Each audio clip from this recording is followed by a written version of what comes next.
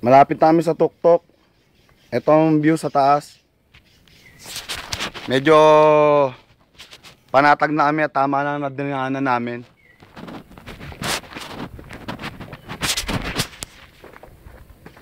Ito yung mga tarantadong gago.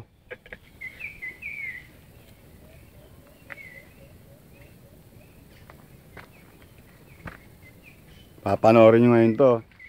Nakukuha ng mahirap. Sa pag-akit ng bundok, may paraan. Pero hindi namin alam yun eh. Kaya nagkandang ligaw-ligaw kami. Matitigas kasi ulo namin eh. Maraming chick sa taas. May trail na, di pa sinunod.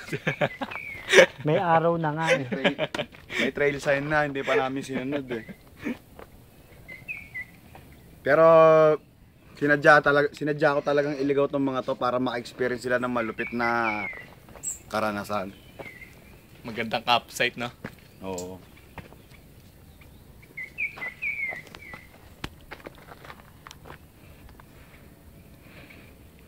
Three minutes. Ay, kahit mga 4 minutes. Para isang ano no. Hindi, mga 3 minutes lang para sa taas na lang mga tagpo 4 minutes.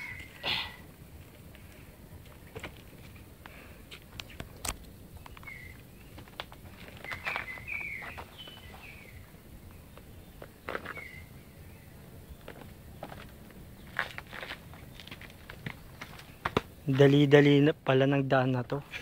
Kagabi pinahirapan kami. Very visible ang trail. Talagang mali lang yung dinaanan namin. Buti na lang may tubig pa ako. May chaser pa tayo, di ba? Kaya Every 5 minutes may ano swerte kayong mga hindi stopover. kayong mga nagsisama.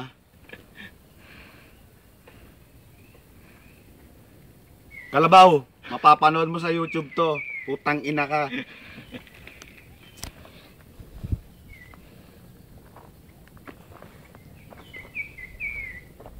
Ito na naman yung butike, ha?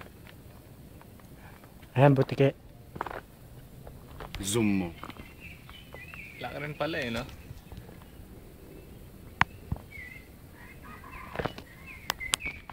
Yung butiki na yan, yung may lambi sa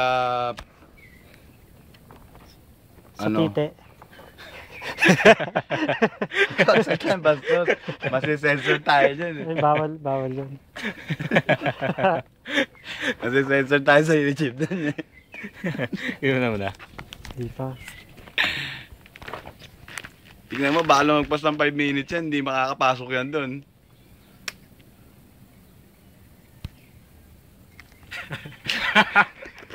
Saan na yung butike may lambe?